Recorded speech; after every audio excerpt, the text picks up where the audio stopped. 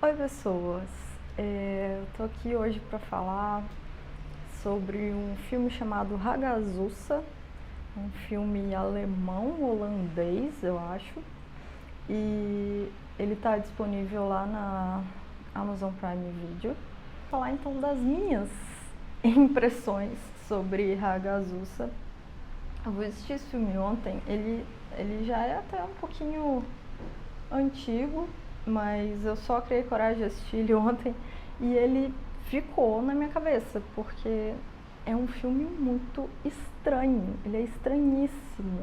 Parece que você está dentro de um sonho, não, de um pesadelo, assim, umas coisas muito desconexas acontecendo. Chegou no final, eu falei, que foi isso que eu acabei de ver, né? Mas aí depois eu parei, respirei, sentei um pouquinho para digerir aquilo ali e deu para fazer algumas interpretações. De novo, foi o que falou comigo, assim, eu tive essas interpretações. Você pode ter visto de uma maneira totalmente diferente. Eu assisti um vídeo do Lucas, do Refúgio Cult, falando sobre esse filme, e ele teve uma interpretação que é muito legal também, mas ele viu mais pela crítica social, da questão da exclusão da pessoa diferente, do preconceito religioso e tal, que também é uma visão interessante, uma interpretação que eu acho que faz sentido também, só que eu vi algumas coisas um pouco diferentes. Mas antes de falar disso, eu acho que eu preciso fazer um resumão aqui do que é o enredo do filme. Então, óbvio que vai ter spoilers, mas assiste lá antes, que é um filme rápido, de 1h40. Eu acho que hoje em dia é difícil um filme de 1h40, né? Parece que tudo tem 2h30, 3 horas. Mas é um filme de 1h40, então vale a pena, você vai gastar menos de 2 horas da sua vida para ver uma coisa bem diferentona. É um filme meio parado, assim, vai procurando terrorzão e ação e susto, você não vai achar nada disso. Ele é bem reflexivo, ele é bem lento, assim, é bem atmosférico, até a fotografia e a atuação, elas tentam meio bem te colocar naquele ambiente ali. O ambiente é muito importante, o clima é muito importante e, enfim. O filme começa com uma mãe e uma filha que moram isoladas ali numa floresta perto de um vilarejo, mas as duas moram só as duas ali, afastadinhas. Num inverno bem rigoroso lá da Europa. Eles falam alemão em alguma região ali dos Alpes. E essas duas vivem meio que isoladas do resto da comunidade ali. Tá uma barulheira lá fora, mas eu acho que vocês vão conseguir me ouvir. E elas estão indo pra casa delas, estão atravessando a neve, assim. Aí tá, vai mostrar a vidinha delas ali. E num certo dia, a menina se levanta de manhã, percebe que tem um sangue ali no lençol e ela esconde aquilo da mãe dela. Dá a entender que foi a primeira menstruação da menina, da Auburn. E nisso elas saem e a mãe dela passa mal, cai ali na neve, volta pra casa, ela fica muito doente. E na noite que ela tem assim parece uns tumores nas costas e nos braços, e aí na noite em que a mãe da Auburn chama ela assim pra dormir junto, e a mãe dela acaba descobrindo que ela menstruou. E mais tarde, nessa mesma noite, a mãe dela some de casa e no outro dia a Auburn vai procurar ela lá na floresta e acha ela já morta. Uma cena bem pesada, assim, tem umas cobras já no corpo dela, ela tá tipo perto de um pântano, assim. Nisso já corta para a Auburn adulta, com uma criança, com uma filha dela, e não fala pra gente em hora nenhuma quem é o pai daquela criança, de onde surgiu aquela criança, mas tudo leva a crer que é a filha da Auburn, e aparentemente ela vai repetir a história da mãe dela, né, de morar as duas ali sozinhas. Quando a Albin era criança, o vilarejo já era meio hostil assim com ela e a mãe, pelo estilo de vida isolado delas, chamavam elas de bruxas, e isso continua depois com ela adulta. Ela tem ali as cabras, o bode que ela alimenta, e ela cuida dos bichos, e aí tira leite das cabras e aparentemente vende para algumas pessoas e usa para consumo próprio também. E ela vai levando a vida assim. E aí uma mulher que aparentemente quer ser amiga, quer ganhar a confiança da Albin, chama ela, fala que o padre quer conversar com ela. O padre, ela vai, né, achar que o padre quer falar com ela de boa. O padre vai e entrega para ela um crânio, que aparentemente é da mãe dela. Nossa, tô falando muito aparentemente, né? Enfim, parece ser da mãe dela, dá a entender que é da mãe dela. Só que esse padre, ele é meio desconfiado, assim, com a Albin. Ele fala que nem todas as pessoas aceitam a palavra de Deus, e nem todas as pessoas são dignas e são abertas. Eles têm uma conversa meio esquisita. Só ela volta para casa, e essa moça aí, essa outra mulher da vila, segue tentando fazer amizade com ela, ganhar a confiança dela. Até que um dia elas saem, essa moça vai, visita ela, dá uma maçã de presente para ela, elogia a filha dela e tal. Aí um dia elas saem, as duas, para dar uma volta ali na vila, encontram com um cara.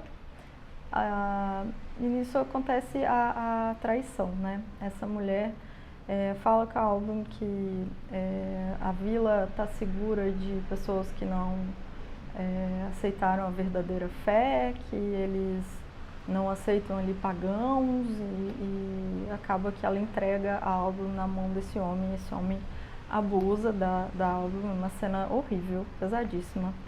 E ela volta para casa bem desnorteada, assim. Chegando lá na casa ela vê um rato, mata esse rato, leva ele pro riacho, que eu entendi que deságua onde ali o pessoal da vila mora, joga o rato no riacho e faz xixi por cima. Parece um ato de vingança mesmo. No dia seguinte ela se levanta, ela vê algumas pessoas, uns padres assim, puxando um carrinho, levando alguns corpos que parecem ser do pessoal da vila. E ela dá um sorrisinho assim, meio que a vingança dela foi concretizada. E aí ela volta pro mato, senta ali no meio das árvores, tem um momento de reflexão assim com a filha no colo, olha pro lado, vê uns cogumelos que estavam ali crescendo da carcaça de um bicho. Ela come um cogumelo. E aí ela começa a ter uma viagem muito horrível, muito agoniante. Nesse momento começam umas cenas assim de pesadelo mesmo. Ela vai pro pântano, que eu acho até que é o pântano onde ela achou o corpo da mãe dela quando ela era criança. E entra no pântano com a filha, tudo, afoga a criança, e ela sai de lá viva, volta para casa muito atordoada e vai dormir. Ela acorda de madrugada com a voz, aparentemente. Pelo menos ela acredita, e a gente também é levado a crer que é a voz da mãe dela, chamando o nome dela, do mesmo jeito que ela fez na noite em que a mãe morreu. E ela vai lá ver. Chegando lá, ela não acha a mãe, não tá lá, ela só vê o crânio que ela guardou. E ela olha em cima da mesa, tem um embrulho assim de tecido, ela abre e vê que a filha dela realmente está morta. Eu acho que é nesse momento que cai a ficha dela, ela percebe o que ela fez, o que aconteceu com ela, toda a violência que ela sofreu, toda a violência que ela cometeu. E aí é que é o momento do surto dela. Ela olha, a gente tem um enquadramento assim do rosto dela, e a gente vê o rosto da mãe nela, assim. E ela enxerga a imagem da mãe falando com ela, e ela tá com uma bebezinha morta no colo. Ela não mostra tudo, mas sugere que ela colocou a bebezinha ali numa panela de sopa e consumiu a criança. Parece ela pegando uma carcaça assim, uma carcaçazinha pequena, e ali mordendo e mandando para dentro a criança. horrível, a cena é horrível, eu tô rindo, mas é horrível, pesadíssima. E aí ela sai totalmente atordoada, assim, ela vai pra um monte, ela foca nos olhos dela, os olhos dela estão bem embaçados, assim, bem brancos, e ela deita no chão, e depois de um tempo ela simplesmente pega fogo. Ela entra em combustão instantânea, combustão espontânea, sei lá, ela pega fogo, do nada, e acaba o filme. E aí eu sentei e fiquei, que? Só que aí depois eu comecei a fazer algumas associações. Eu até anotei aqui algumas associações que eu fiz, que depois passaram a fazer um pouco de sentido. Por isso que eu falo, gente, antes de ir caçar explicação na internet de qualquer coisa, senta, respira, faz a digestão ali do que você assistiu e pensa um pouquinho. Eu pensei um pouquinho e interpretei desse jeito aqui, que eu vou falar pra vocês. Primeira coisa que eu entendi dos cenários. A gente começa com o cenário totalmente no inverno, assim, e depois, quando ela tá adulta, a gente já tá num cenário ali de primavera ou verão. O inverno, segundo as crenças pagãs aí, ele significa, ele simboliza a morte e o renascimento. Então, é justamente no inverno que a gente tem a morte da mãe da Aubrey e o início da vida dela como mulher adulta, né, que é quando ela tem a primeira menstruação. E já a primavera e o verão são estações ali da fertilidade, da maturidade, que é onde a gente corta para a Aubrey ali na sua idade adulta. Ela é mãe, ela é um ser humano adulto ali que está no seu auge. Eu acho que isso fica bem claro no filme que tem a ver. E aí tem algumas imagens que remetem à bruxa clássica, que é aquela dos julgamentos das bruxas, né, do Maleus Maleficarum. Eu acho que tem vários desses estereótipos aí no filme. Não sei se provavelmente foi intencional, porque tudo que é colocado num filme é pensado para estar ali. E eu acho que a Aubrey, ela meio que é a personificação dessa bruxa dos julgamentos, das fogueiras, né? Porque ela tem todos os elementos, ela tem essa associação dela com os bodes e as cabras, ela tem uma cena ali que é até um pouco sexual. Se vocês assistirem o filme, vocês vão entender. E sempre as bruxas do fim do período medieval que sofreram aí esses julgamentos, elas eram associadas a animais, principalmente bodes e cabras, e elas tinham a sexualidade delas bastante demonizadas mesmo. E essa parte do padre, eu acho que fica bem claro a rejeição ao diferente, né? O padre e aquela outra mulher fazem questão de mostrar para ela que ela era diferente. A mulher lá cita até o termo judeus e pagãos que não aceitaram a fé pelo estilo de vida diferente dela e da mãe dela. Então, essas bruxas também, elas eram tidas como pessoas incômodas ali na sociedade, em alguns casos, né? Não em todos, mas tinha muito nesse estereótipo. E aí, alguns símbolos, imagens que aparecem ali que são interessantes. Aparece a cobra e a maçã, né? Que é referente a Eva e ao pecado original. A suposta amiga ali presenteia ela com uma maçã no dia da visita. Quando a mãe dela é encontrada morta, a mãe dela tem algumas cobras andando em cima dela, assim. E antes dela acordar ali na última madrugada, ela é mostrada também uma cobra andando pelo corpo dela. E também tem a questão da mulher tríplice, que aparece aqui.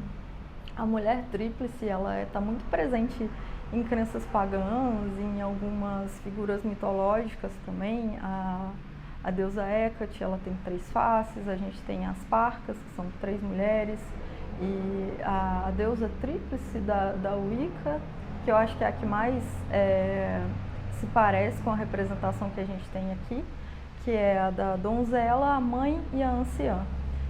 A donzela é a Auburn criança, né? Depois a mãe, que é ela adulta, e a anciã, que é a mãe dela, que faleceu. E no final, as 3 se tornam uma só, quando a gente vê o rosto da mãe no rosto da Auburn, e quando a Auburn consome a própria filha, que seria a donzela, né? A criança inocente, ali elas se reúnem e voltam a ser uma só, essa mulher tríplice. Tem também a antropofagia, que aparecia muito nos julgamentos das bruxas clássicas, que diziam que elas, além de saírem em espírito com animais e deuses pagãos, tinha também muito forte o mito de que elas comiam crianças. E ela, de fato, nesse filme, ela literalmente come uma criança. O fato de que as bruxas também eram acusadas de trazer doenças e pragas e causar malefício para as outras pessoas. A bruxaria em alguns lugares e no início das eras aí de julgamento era chamada de malefício, malefícia em alguns lugares, porque eram pessoas acusadas de fazer mal por maneiras, por vias de bruxaria e de magia às outras pessoas da comunidade. E a gente tem isso lá naquela cena do rato, do riacho. E por fim tem o final. Eu acho um final bem icônico, assim, aquele final da fogueira, que, bom, o fim das bruxas era a fogueira, né? E o fim da Auburn também foi a fogueira. E é interessante que nesse caso desse filme aqui, é como se ela fizesse toda essa jornada desse arquétipo de bruxa, só que no final ela toma o final para si. Ela não desvia do final, que é da completude desse mito da bruxa que acaba na fogueira, mas ela queima por conta própria. Então é interessante ver por esse lado de que ela tomou o destino nas próprias mãos, mesmo que ela não tenha desviado dessa história, ela tomou essa história para si, assim, ela fez daquilo uma coisa, uma conclusão dela, ela se conclui em si mesma, sabe? E eu achei isso muito legal, justamente de acontecer logo depois que a mãe e a filha entram nessa comunhão macabra e viram uma coisa só. E aí ela entra em combustão e conclui a história dela. E é muito interessante toda essa simbologia e essa construção do mito da bruxa. É meio que como se o diretor falasse, olha, essa mulher aqui, ela deu origem a isso aí que vocês conheceram como as bruxas dos julgamentos aí, as bruxas do Maleus Maleficarum. Eu achei muito legal esse filme, depois que eu parei para pensar e para digerir o que eu tinha assistido. Vale muito a pena assistir. Se você gosta desse tipo de conteúdo, se você foi com a minha cara, por acaso, se inscreve no meu canal, curte aí, compartilha comigo a sua teoria não, né? A sua interpretação desse filme, e que eu tenho certeza que ela é tão válida quanto a minha. Isso são as interpretações que a gente tem, elas refletem a bagagem que a gente tem de referências que a gente tem. Então talvez as suas referências sejam bem diferentes das minhas, que também são diferentes do outro vídeo que eu citei, do Refúgio Cult, que as referências deles são outras, e uma vai complementando a outra e todas elas são válidas. Então, me conta aí se você já assistiu o Hagazussa, o que você achou, o que você interpretou, achou bom, achou horrível? Vamos conversar e até a próxima. A gente se vê no próximo vídeo.